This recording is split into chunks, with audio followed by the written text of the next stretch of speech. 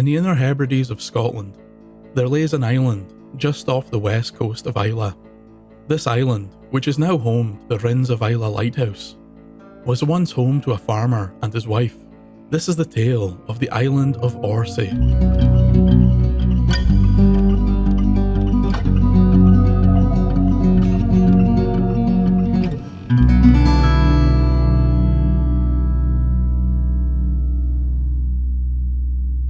Many years ago, on Orsay, a farmer and his wife had the charge of a herd of cattle.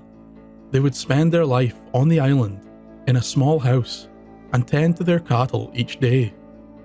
On many occasions, the farmer would leave the island and row a small boat to the mainland. Here he would go for food and supplies, before returning home. One day, when the farmer had gone to a local village to get food for the week, a terrible storm whipped up around the island. The sea began roaring and crashing. There was no hope of the farmer rowing the small boat home. That night, he would stay in the local village, but his wife was left all alone on the island, in the middle of the storm. While sheltering inside from the storm, the wife had built a large fire from peat and coal. Warming herself beside the flames, she began to heat a pot of water when she heard a strange sound coming from outside the hut. Assuming it was just the storm, she continued to brew her drink, but the sounds became louder. It was almost as if some living creature was outside of the hut, trying to get in. It could not be her husband, but perhaps it was one of the cows, which had left the small barn and was looking for shelter. The original sound continued, but now it was joined by many more. It was as if the sounds surrounded the hut. The farmer's wife now began to panic.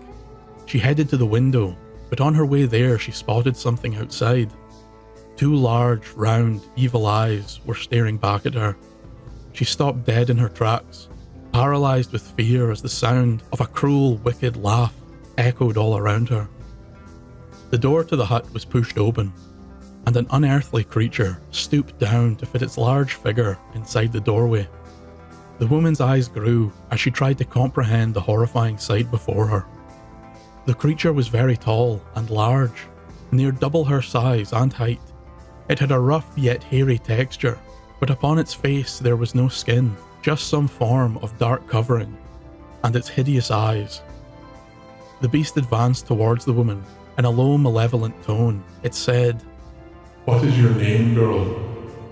The poor farmer's wife mustered all the courage she could and answered, "Me, myself." The creature, now standing in front of the horrified woman, grabbed her by the arm, but the farmer's wife grasped a ladle full of the boiling water and threw it about the creature. The beast shrieked and released the woman's arm. Recoiling in pain, it bounded out the door, yelling and screaming. A great noise erupted outside.